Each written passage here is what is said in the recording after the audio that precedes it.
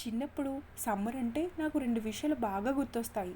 ఒకటి వేసవి సెలవులు, 2 మామిడికాయలు.